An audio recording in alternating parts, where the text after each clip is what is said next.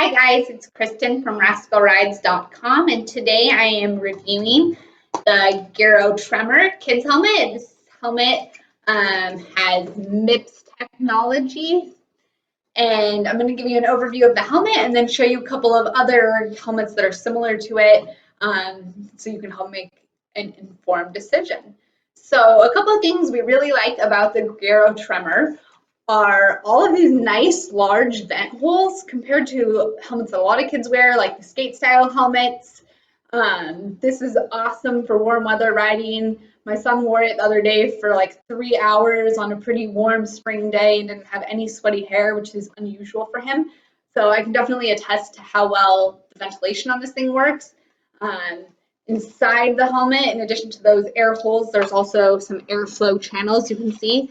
So the air can flow through here and keep kids' heads from getting real sweaty. Another thing we really love about this helmet is this rear fit dial. You can see it's pretty large and it's rubberized, so little hands are able to operate this on their own and even with gloves on. And it's far superior to, say, the Bell helmet. This is the Bell Sidetrack. You can see the fit dial on there is a lot smaller and it's plastic and it's harder for little hands to operate. So we like that a lot about the Giro Tremor. Another thing we like is this nice big visor. It's bigger than a lot of kids' helmets. Here again, I'm going to show you the Bell Sidetrack. You can see how much bigger the visor is on the Giro Tremor MIPS. The only thing we don't love about it is the fact that it snaps in. So there's a snap here and a snap here, and then you can see it's kind of loose, and I just think that that could easily get damaged, especially since kids kind of like toss their helmets around.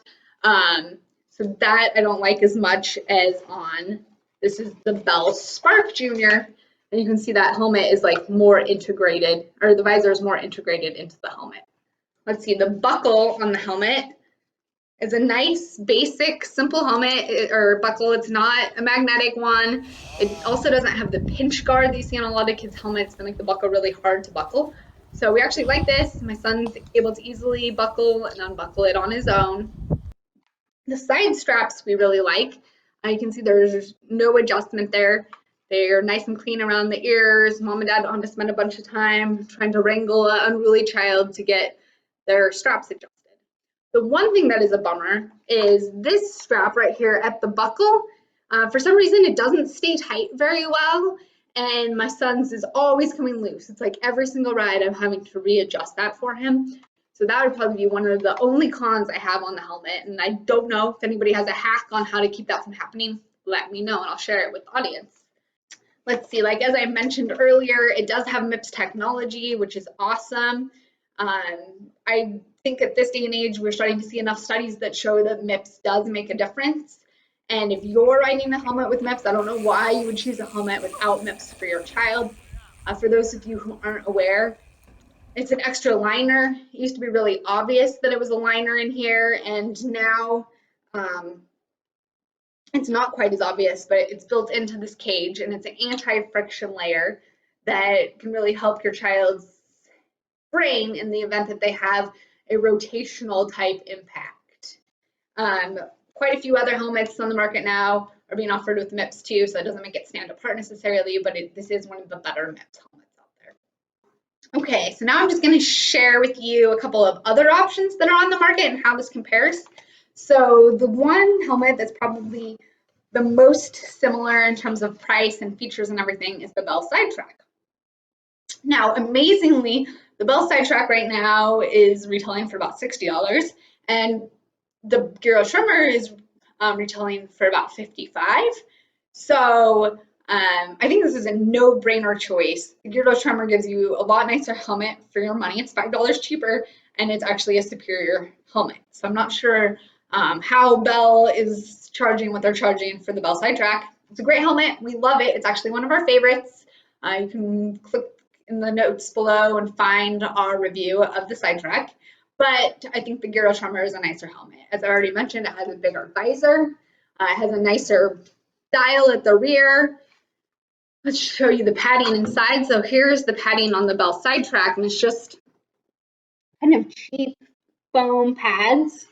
The padding on the Giro Tremor, on the other hand, it's going to be hard to see here. But there's nice little holes in the fabric here that increase in breathability and in wicking of sweat.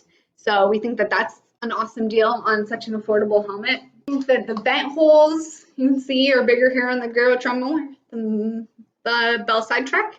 So that's my opinion. I would always choose the Giro Tremor over the Sidetrack.